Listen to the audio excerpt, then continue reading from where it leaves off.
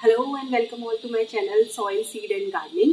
आज की वीडियो में हम अपने गर्मी की जितनी भी सब्जियां मैं जो लगाने वाली हूँ उसके लिए मैं सॉइल मिक्स रेडी करूँगी। और जो ये आपको दिख रहा है ये बड़ा वाला जो ग्रो बैग है, ये ग्रो बैग है 6x3 एंड बाय 1। तो 6x3 का ये ग्रो बैग है, इसको मैंने परचेज़ किया था और आज हम इसको फिल करके इसके लिए हम सॉइल मिक्स रेडी करेंगे।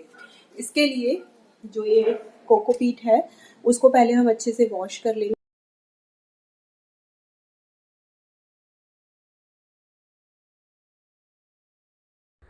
सॉइल मिक्स बनाने के लिए सबसे पहले हम लेंगे गार्डन सॉइल, यानी कि जो मिट्टी होती है हम वो लेंगे। मैं बहुत बड़े ग्रो बैग को भरने वाली हूँ, इसलिए मुझे बहुत सारी मिट्टी लगने वाली है। तो आप गार्डन सॉइल लीजिए और आप कैसी भी गार्डन सॉइल ले सकते हैं, बस उसमें बहुत ज़्यादा मोटे मोटे पत्थर ना हो, बस उनको आप छांट कर अलग से निकाल दीजिए। तो गार्डन सॉइल आप कहीं से भी ले सकते हैं, नर्सरी से भी ला सकते हैं, अपने आसपास से भी इकट्ठा कर सकते हैं। तो इस तरीके से मैंने यहाँ पे लगभग 3 बड़े कट्टे जो होते हैं वो मैंने गार्डन सॉइल यहाँ पे ले लिया है।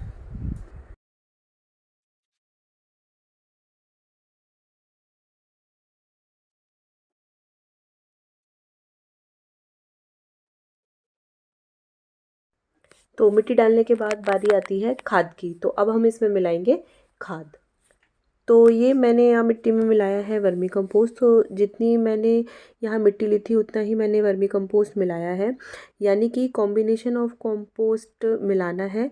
तो मैं यहाँ पे वर्मी कंपोस्ट लूँगी और थोड़ा सा मैं इसमें गोबर खाद भी मिलाने वाली हूँ। आप चाहें तो कोई भी कंपोस्ट या खाद यहाँ पर ले सकते हैं, यानी कि आप किसी भी खाद का यहाँ पर यूज़ कर सकते हैं, चाहे वो पत्ती की खाद हो, चाहे वो किचन वेस्ट कंपोस्ट हो, या फिर वो वर्मी कंपोस्ट हो, या फिर गोबर खाद हो।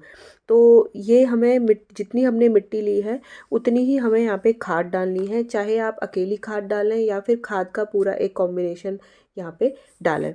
तो जो ये खाद है ये गोबर खाद है और ये पूरी तरीके से डिकम्पोज होनी चाहिए, यानी कि अच्छी तरीके से सड़ी हुई होनी चाहिए। कम से कम 6 महीने पुराना आपका गोबर होना चाहिए।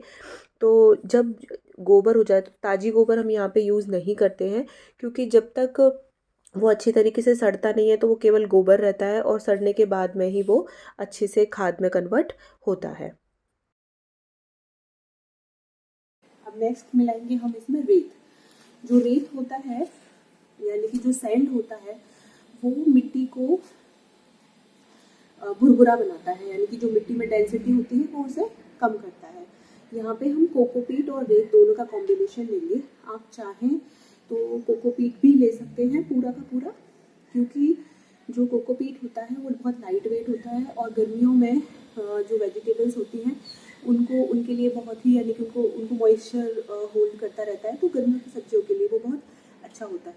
जो सैंड है वो भी वही काम करती है, लेकिन जो सैंड होती है वो वेट में थोड़ी हैवी होती है, इसलिए हम सैंड और कोकोपीट, मैं जो यूज़ करती हूँ सैंड और कोकोपीट दोनों का कॉम्बिनेशन यूज़ करती हूँ। अगर आपके पास राइस हस्क यानी कि चावल का छिलका अगर है तो आप कोकोपीट की जगह पे राइस हस्क यूज़ कर सकते हैं।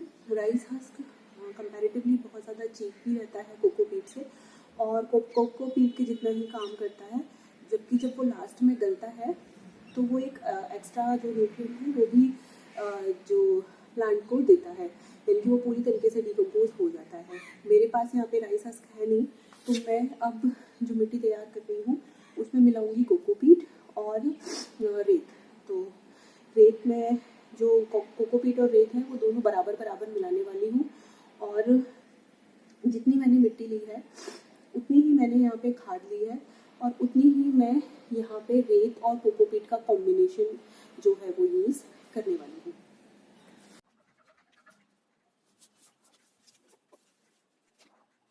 तो सबसे पहले मैंने इस ब्रिक को इस टब में रखा था और इसको पानी से भरा, और जैसे ही पानी कोकोपीट ने मॉइस्चर लेने स्टार्ट किया तो ये हाफ हो गई। तो अब हम पहले आप आधे को ही एक्सपांड करेंगे। तो इसके लिए मैंने इसको एक बार पानी से इस तरीके से निचोड़ के निकाल लिया है, क्योंकि जब हम कोकोपीट की ब्रिक्स जो होती हैं उसमें उसको धोना बहुत ज़रूरी है। बिना धोए यूज़ करने से उसमें कुछ ऐसी चीज़ें होती हैं जिसकी वजह से वो हमारे प्लांट को नुकसान कर सकता है। तो कोकोपीट को एक बार कम से कम वॉश करें, नहीं तो 2 बार अगर वॉश करेंगे तो बहुत अच्छा रहेगा। तो अब मैं इस तरीके से ये जो है वो मैं अपनी प्लांट्स के लिए सॉइल मिक्स रेडी कर रही हूँ।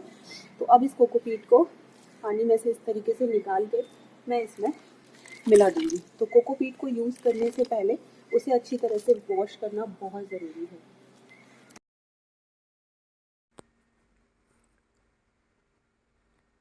और बस कोकोपीट मिलाने के बाद अब हमें इस मिट्टी को बहुत ही अच्छी तरह से मिक्स करना है। ध्यान रहे मिट्टी को जब हम मिक्स करते हैं तो पहले मैंने इस मिट्टी को फावड़े की मदद से मिलाया था, और अब जो नीचे नीचे रह गई है मैं उसे अच्छे से मिक्स कर रही हूँ। अगर हम मिट्टी को अच्छी तरह से मिक्स नहीं करते हैं तो मिट्टी अनइवन रह जाती है, और जो पौष्टिक चीज़ें जो हमने इसमें मिलाई हैं, यानी कि जो हमने खाद वगैरह इसमें मिलाई है, तो वो मिट्टी एक जैसी नहीं बनेगी और हमारे पौधों को अच्छा सा रिज़ल्ट नहीं मिलेगा। तो अच्छी तरीके से मिट्टी को मिलाने के बाद में हम उस अपने ग्रो बैग को भरेंगे। मैं आपको बता दूं कि जो ये मेरा ग्रो बैग था, इस मिट्टी को जब मैंने इसमें डाला था तो इसमें मैंने नीचे सूखे पत्ते डाले पहले, और उसके बाद में थोड़े से सूखे पत्ते डाले थे, और उसके बाद में मैंने इस ग्रो बैग को फिल किया था। कई लोग किचन वेस्ट कंपोस्ट भी डालते हैं, मैं भी डालती हूँ, सॉरी किचन वेस्ट भी डालते हैं नीचे, लेकिन किस तरीके से उसका राइट यूज़ करना चाहिए इसके ऊपर मेरे चैनल पर एक वीडियो पब्लिश है। मैं आई बटन पे उसकी लिंक दे दूँगी, आप चाहें तो वो देख सकते हैं, वो बहुत ही बेनिफिशियल रहेगी। इसी के साथ ही अगर आपने ये वीडियो यहाँ तक देख लिया तो please subscribe my channel, like this video, and अगर आपके किसी भी चीज़ से रिलेटेड कोई भी कॉमेंट है तो कॉमेंट बॉक्स में कॉमेंट ज़रूर करें।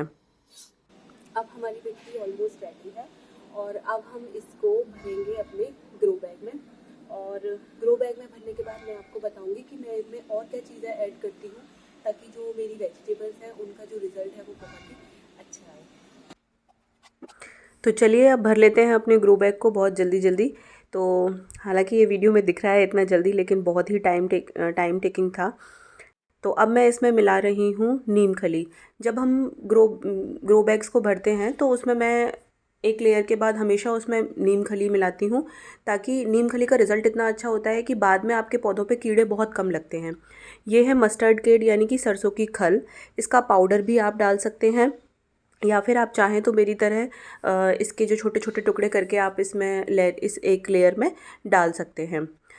तो ध्यान रहे जब हम इसको डालते हैं, तो जैसे ये बहुत बड़ा ग्रो बैग है, तो जैसे मैंने यहाँ पे नीम खली डाली है लगभग 1 किलो पूरे ग्रो बैग में, और सरसों की खल एक एक मुट्ठी मैं हर लेयर में डालूंगी। इसके बाद मैंने डाला है यहाँ पे stone dust powder. Stone dust powder जो होता है वो कैल्शियम की रिक्वायरमेंट को पूरा करता है। आप चाहें तो इसकी जगह पे वो बोन मील भी डाल सकते हैं, लेकिन मैं बोन मील प्रेफर नहीं करती हूँ। उसके अलावा आप खाने वाला जो चूना होता है वो भी डाल सकते हैं। अब इसमें हम डालेंगे हल्दी का पाउडर। जो हल्दी पाउडर होता है इससे भी जो इन्फेक्शन वगैरह की जो प्रॉब्लम होती है, जो बीज सड़ने की जो दिक्कत होती है या पौधों की जड़ों में, तो वो सब चीज़ें बीमारियों से जो ये मिट्टी होती है वो काफ़ी हेल्दी बन जाती है। तो देखिए अब मेरा ग्रो बैग भर गया है, और इसमें मैंने छोटे छोटे पेड़ डाल के जगह जगह मैंने यहाँ पे बीज भी डाल दिए हैं। होपफुली ये बहुत ही जल्दी अच्छा रिजल्ट देने वाला है। तो बस आज की वीडियो में इतना ही, मिलते हैं किसी नेक्स्ट वीडियो में। Please subscribe my channel, gardening करते रहिए। Happy gardening.